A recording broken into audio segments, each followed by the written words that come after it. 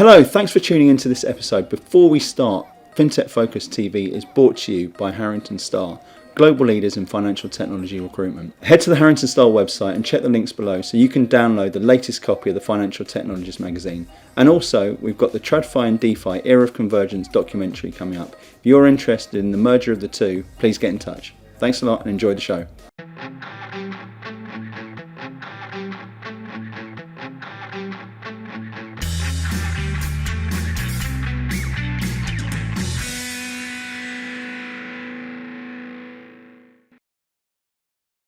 Hello and welcome to another episode of FinTech Focus TV with me, Toby Babb. Today I am absolutely delighted to be back out in the States and introducing you to Craig from DiversyFund. Craig, how are you? Good, I'm doing great, Toby. Listen, lovely to have you on the show. Had a good little chat beforehand and lots and lots we're going to launch into today. And it's stuff which I'm really passionate about as well, because I know that you've been through a startup journey. I know you've got a help and put a lot of effort into startups and such like, and have some great stories to tell. So we're going to be going into all of that and much, much more. But Craig, before we do that, can you give us a little bit about your background and DiversyFund itself as well, please? Yeah, so my name is Craig Cecilio. I'm the CEO and founder of DiversyFund. It's a fintech platform that serves the everyday investor. We aggregate funds through micro investing, all online. So all our tools are online for people to access. And we pull those together and buy alternative investments. So we basically take investments that are reserved for the ultra wealthy, the 1%, and allow access to the 99%. I'll give away my age here. I've probably been doing this for greater than 25 years. Never. I've learned how to syndicate deals, businesses, through alternative assets, through real estate, since the late 90s until today. It's been a pretty fantastic journey, and seeing my evolution through the syndication business and through the investment business, where I originally served high net worth individuals and institutions and family offices, and being able to have an opportunity to serve the everyday investor was something that really kind of turned kind of a industry for myself that was really about making money and greed and how much you could take for yourself or for your customers. And now I'm able to kind of do something and give back and allow that opportunity, those same type of opportunities, and give them to the, I don't want to say the little guy, but the everyday investor. So no matter where you are in the socioeconomic ladder. And also what I've learned through this whole process is the awareness, the educational component, and how most people do not know these things exist. They don't know how they operate. And really, I feel like at the end of the day, we're becoming ed tech, from fintech to ed tech, because we're doing a lot of education and kind of teaching people about it and really helping them out on their own financial journey. And everyone has a different journey. Everyone has their own personal journey. And we really want them to kind of get the awareness and give them the tools that they could be in control of their own financial journey. So talk to me about where that came from. As you said, look, you sat there in the corporate world and you see this opportunity to sort of invert the pyramid, so to speak, a little bit. What drove that to you? What was the eureka moment that allowed that to happen? You're always doing business, and you're always you always have this sense of, is this something you're passionate about? It always has to be more than just kind of making money for yourself or for other people. So it was always some part of me that was, I'm not sure this is what I want to do long term. And then I saw something in the Jobs Act that came out of the last Great Recession from in 2008. And I believe it was passed in 2012, 2013, as I saw something that was passed in the States here, allowing access to certain types of investments. They put some codes in there that you could do it to the everyday investor or non-accredited investor. And then I kind of had this like aha moment. I was like, okay, I'm going to investigate this further. And then I started investigating more, and I had that big moment. I was like, okay, this is something I can do. I do have a little bit of a background here in how this works. I had a little bit of a marketing and website background in the early 2000s, putting those things together.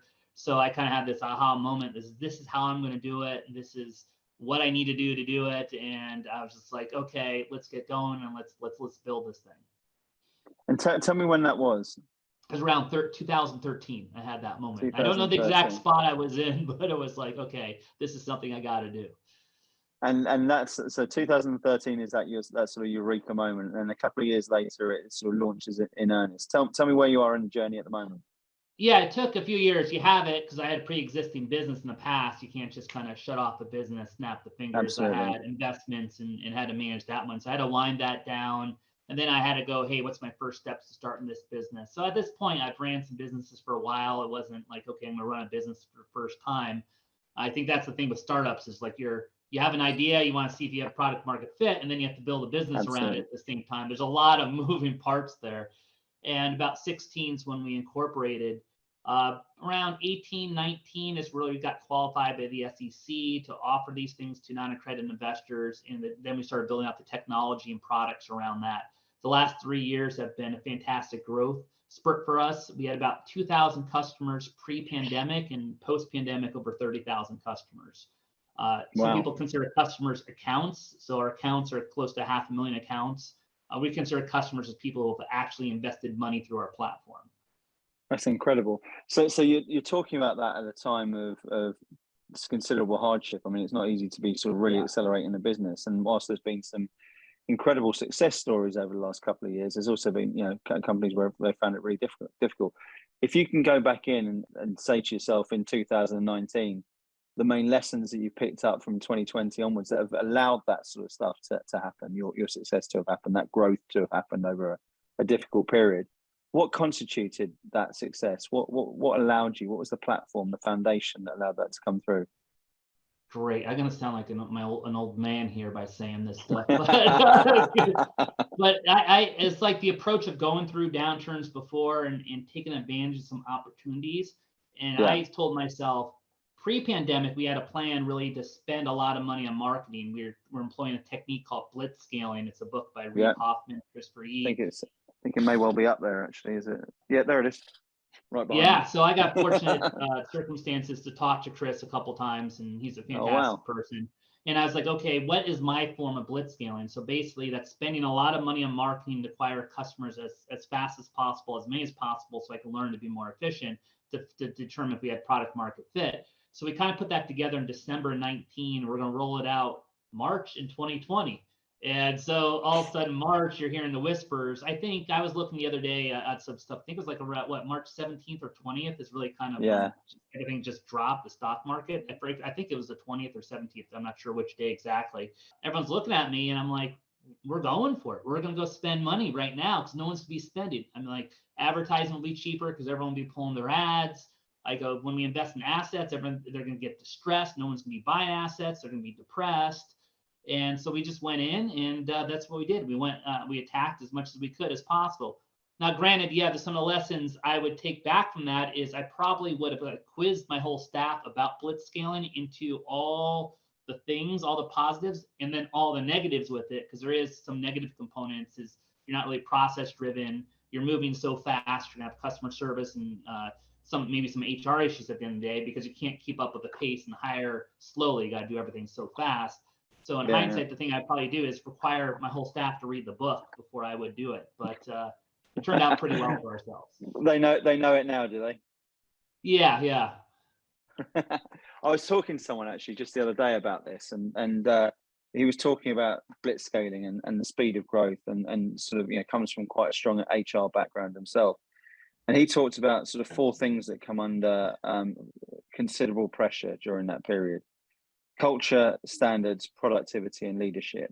So you've got leadership there that's managing the culture of the team, the experience. And when that sort of process starts to go, as you mentioned beforehand, sometimes that can impact the experience, the customer experience, which then impacts the reputation. How did you manage that? How did you get around all of those sort of aspects to keep that productivity, to keep that, particularly with everything that was going on at the same time as well? I like what you just said, because I had a note, I just looked it up. It says leadership drives culture, which drives performance. And so if you have the right leadership, you could drive the culture to drive the performance in that order. Because where does culture come from? It's always a catchword. How's it doing it? But you need to have an aligned team. First, it starts with the co-founders, right? And then it goes to your executive team and then your leadership team. And even before that, if you have shareholders and investors too, they need to be aligned with you as well. That's all aligned. You could really drive that culture across your organization, which would drive that performance. So, I'm talking very linear. It's not that easy because all those pieces have to come together, and you kind of learn with lessons of how to do it. And granted, coming out of it, we didn't do some things the right way. But what we did do is about a year ago, I looked at that and, we regrew. So I brought in a COO as you kind of grow. And we sat down, and one of the first decisions we made was to bring in people director, a really high level people director, really to make sure that the culture stayed strong. So we built our leadership team up.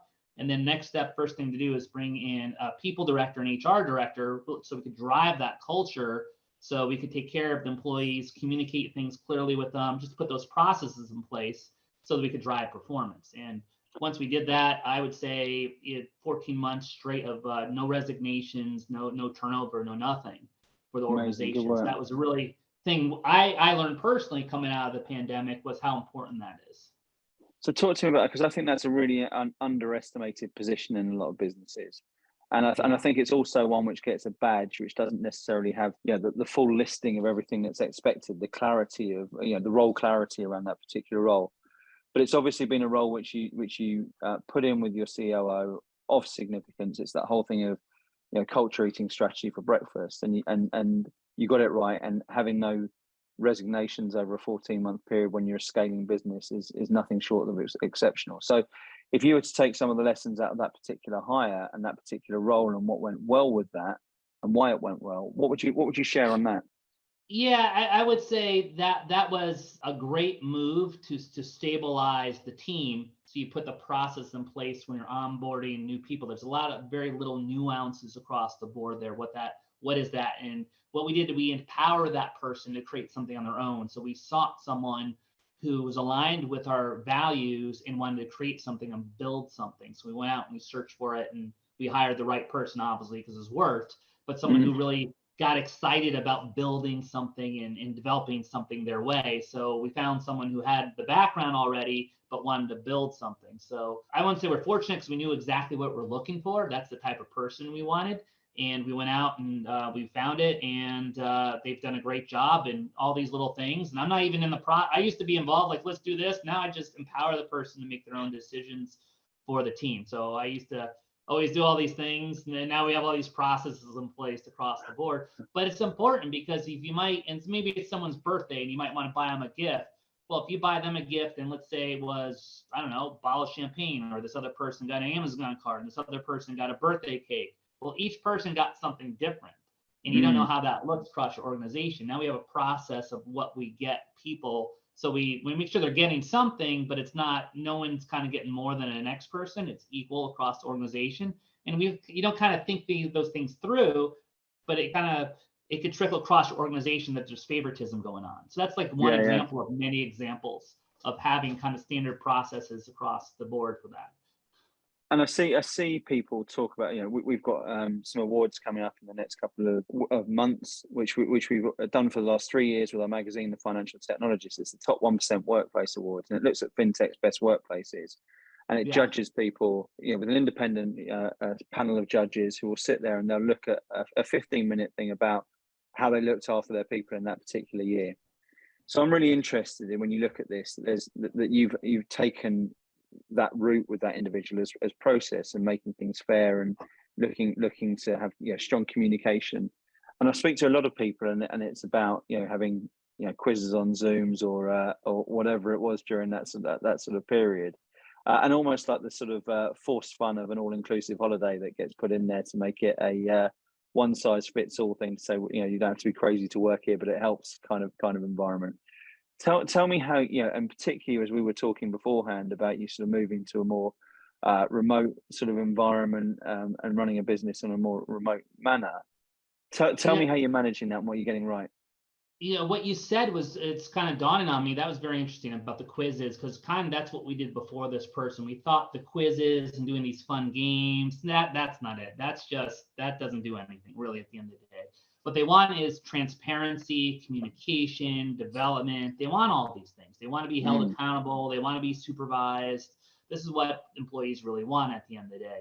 So you can do all these fun things, but it's kind of fleeting. It just lasts, okay, maybe warm and fuzzy right there, but doesn't fit the core issue with how they want to be treated at the end of the day. As we change to work from home, we're all new at this. We're like, okay, what is going on? It's all work from home. How do we operate in doing this? And I think some of us kind of digressed into, okay, let's do these kind of fun games, but that's not really kind of what people want at the end of the day. And what we did was be really transparent, Make sure we had town halls. I called them Town Hall Tuesdays. They were on Wednesdays for a while, but I'm moving back to Tuesday. Now they're on Mondays. Works better alliteration. We like that. Yeah. Well, I wanted to do a no meeting Tuesday, so I had Town Hall Tuesdays, and I'd kick it back to Monday. So we were doing those once a week. Didn't want to distract people. Then we made sure you have your one-on-ones. A little bit more than I've ever had in my life. I have my one-on-ones with my leadership team once a week.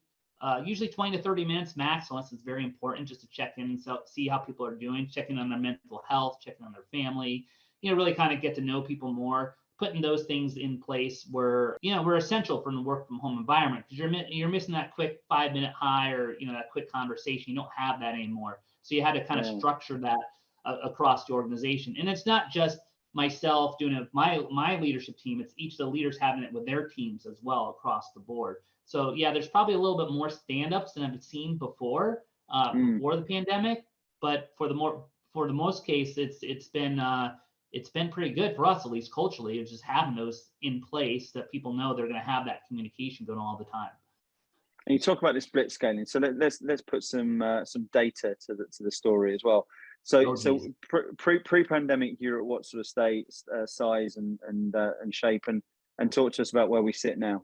Blitzscaling, interesting subject. But they say it's like an assembling a plane that's going down at 30,000 feet in the air, and you're trying to put it together before it crashes and burns. I love that analogy, because that is so true about it at the end of the day. And so what we did was take our marketing budget and 5x our marketing budget, just kind of purchased everything as possible, spent it everywhere to get the customers to see what channels stuck the most. And then so we're able to gather as much data as we can to be more efficient with things. So we kind of launched that in March in 2020. And right before that, we had about 2,000 customers. So really doing that, it really grew. What size of people are you, of team size at that stage? Yeah, around 20 people, I'd say at that time. We're closer to 40 to 50 today. Yeah. So it's double down on marketing. It's get everything in play. It's take advantage of the market, and you're there at that sort of 20 odd people. And you said 2,000 customers, 20,000 customers at that stage. 2,000 customers at that 2,000 customers. Okay, so we're there, and it's starting to get interesting. So that's when the foot goes down on the accelerator. Tell us where we are today as we sit here at the end of August in 2022. Where we at? Yeah, we're starting to have 3,000 transactions a month. We built it to 30,000 customers and counting. Yeah, it's pretty incredible. Now now we're more efficient getting customers too as well. So that's another win. It's not just getting customers, being more efficient at getting customers at the end of the day as well.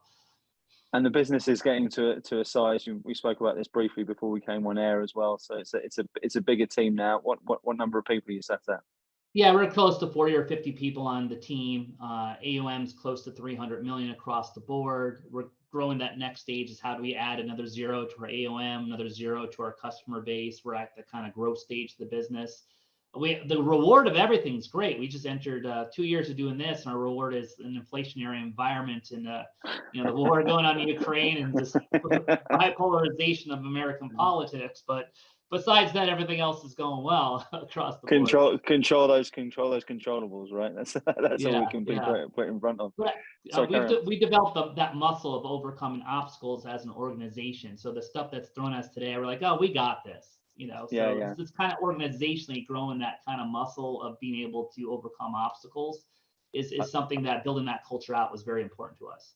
I think that's really important, isn't it? Similarly to you, it's not the first downturn I've seen, and we started the company. We forged in the irons of recession, I think 2010. So it's still pretty much deep in the credit crunch at that sort of stage, and we weren't coming out of that. And then I saw the .com bubble, and 2008 was pretty brutal, and then obviously 2020 was an enormous jolt, wasn't it? And I think it's really, really interesting that actually gives you a different perspective when you come up against these macroeconomics. And every single time there will be people there who take advantage and play offense rather than defense and drive through it. And I think there's always opportunity.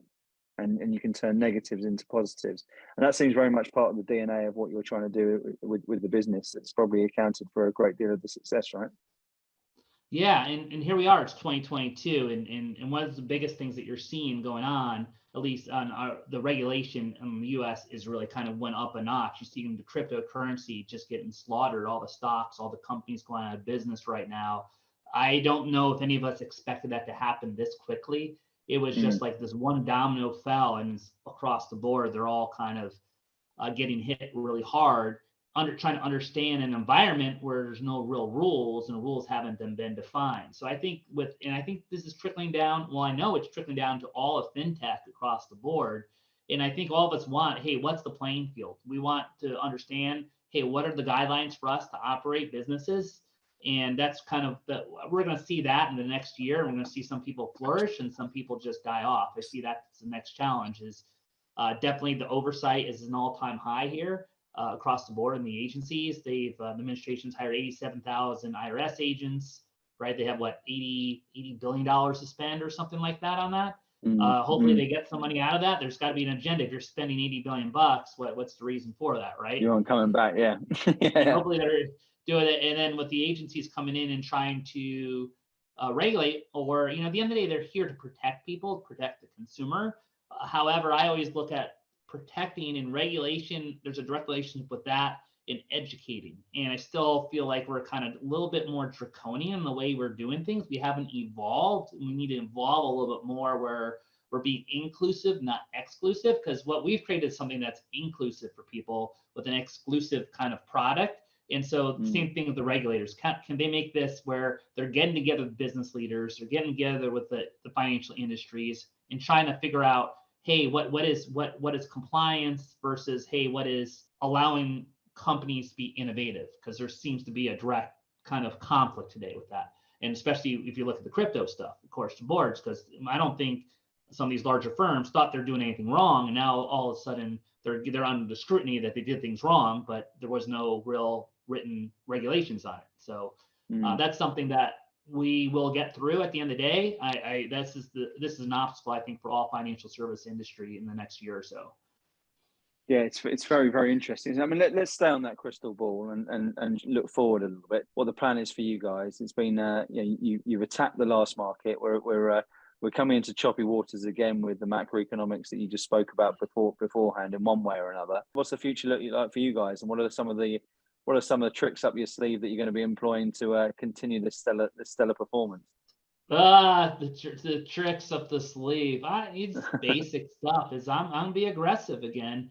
We're gonna try to grow during these down periods. I like to do that. I like to invest into the company, put the money back into the company, and grow. I see there'll be a lot of opportunities out there, whether it's purchasing distressed assets. If things really do go south, it's seizing some market share.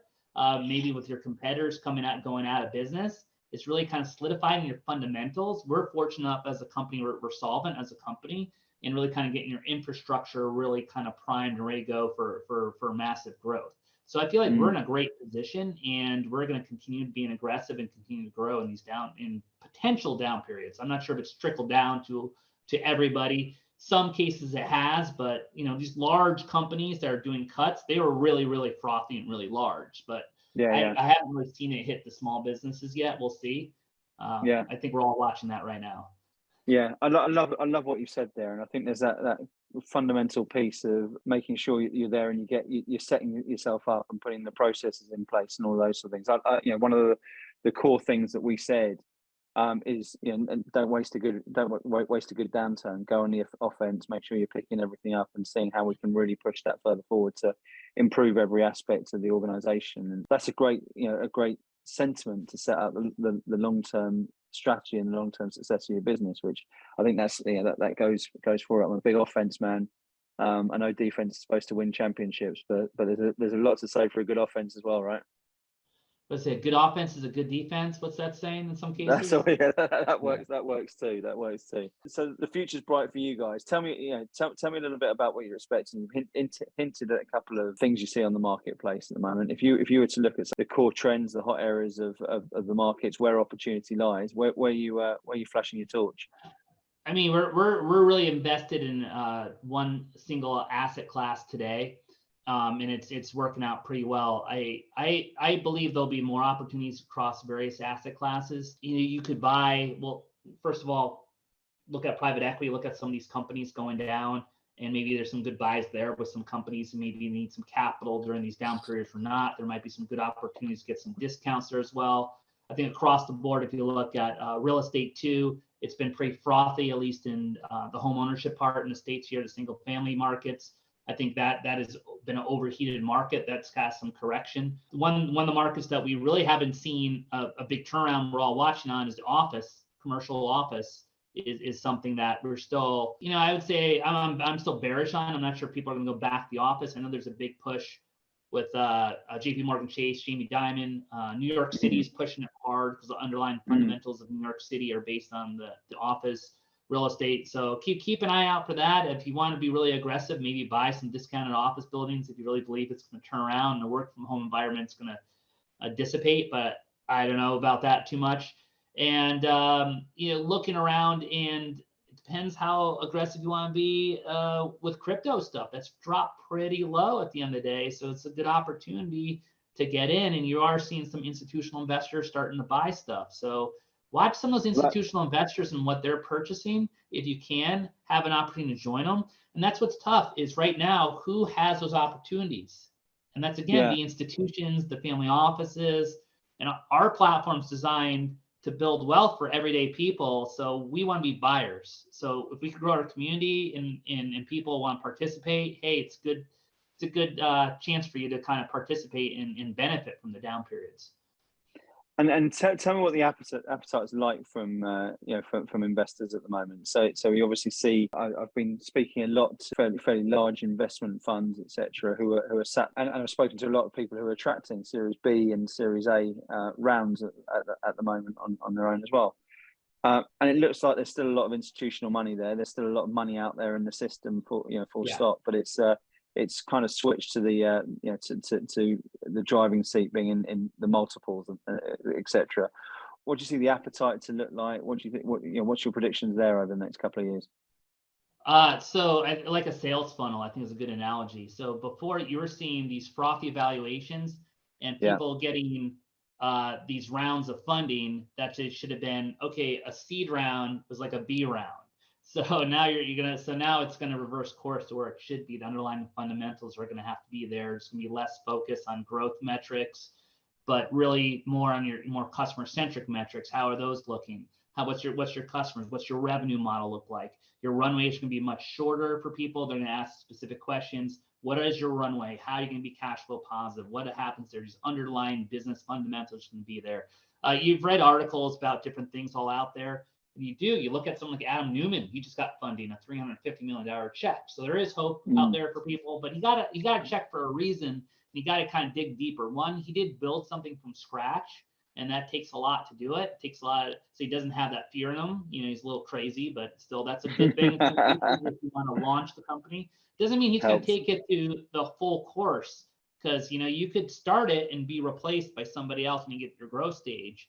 And also the underlying fundamentals is he did own about $1 billion of real estate. So the financing is a little bit more secured in some forms or manner, because he had $1 billion of real estate and it's about 350 million. So do the math there with it. So again, these basic fundamentals that we'd be like, oh, no kidding. You should be looking at that stuff. People really weren't looking at that stuff the last 2 or 3 years. Those are the things you're going to look at. Look at the team again. See these basic fundamentals, this basic business underwriting. At the end of the day, you're going to ask those extra questions, really dig into the team, look at their experience. I hate to say it because I don't like to really bust anyone's bubble here, but younger people who have not done it before are gonna have a tougher time getting capital. And I'm an advisor in some groups. And what I just say is find yourself a co-founder, someone who's done it before. So you still have a chance to do it. You just got to hustle and kind of go look at, hey, these are the underlying fundamentals that they're kind of look at to get the capital, and make sure you have a plan to do that. Yeah, I think it makes it, the exciting thing for me in all of this is it actually makes it more real. And I think there was, I love the word frothy you've used a couple of times, that there's there were some silly valuations, there was silly money being put into businesses that wouldn't necessarily attract it. And but I've spoken to a few people recently. I love the expression that the good businesses will always attract good money. And I think now the main difference in my estimation will be that you've got to be good to get it. And if you've got that right proposition and the right team and all those basics that you're going to look at as an investor when you're looking at putting money behind something, those have to be more pronounced and they have to be a better story and it has to be more on point. If you can do that, then there's a lot of opportunity out there as well still for good businesses to attract good money. It might just not be at those frothy valuations that we alluded to earlier on. Yeah, I know. Craig, it's good and bad. It is indeed. It is indeed. Craig, I'm gonna. We've flown through this as I predicted that we probably would do. But I want to. I think there's been so much value that's been wrapped up in it. I want to finish on points of value. Tell me if you're looking at advising groups at the moment. If you're looking at a startup company, and you can give them the sort of benefit of your wisdom over the course of the last thing. We've gone through various chunks. I can kind of imagine where this is going. But if you can give 2-3 top tips that you're going to deliver to people at the moment, saying that this is how you can thrive in whatever's going to be thrown at us in 2023 and beyond, this is what I tell you. Far away. There's opportunity out there. Just you have to be patient, recognize it out there. There is money on the sidelines for you, and just have a really sound plan and put together a great team. There we go. I love the fact of that great team piece as well, because that's very much at the core of my beliefs, fundamentals, and DNA. If you've got a great business, or if you've got a great idea or a good idea, and you've got great people, it's going to become a great idea pretty quickly. If you've got a great idea and terrible people, you're going to be screwed. So I follow that. Craig, there's going to be loads of people who I know that are going to want to follow up. I was only approached earlier on for someone who's looking for a mentor, and I can think of no one better than to be speaking to than you. But there's people out here who want to follow this up and find out a little bit more. How can I best get in touch with you? Yeah, easiest way is through my social channels on LinkedIn, Twitter, or YouTube. Craig Cecilio, CXC. If you want to know what I built, the company I came from, DiversyFund.com is the name of the company that I'm the CEO and founder of. So reach out through any social channels, check out the website, and wish everyone the best of luck. Top man, thank you very much. And give me one exciting thing that we can expect to see from DiversyFund this year.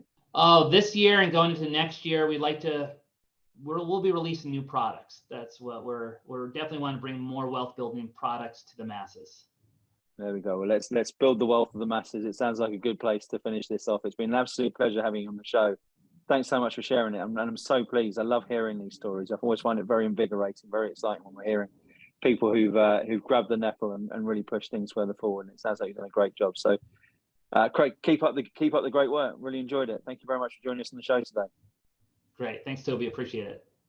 No problem at all. And thank you all for watching. We will see you soon on another episode of FinTech Focus TV. Thanks a lot.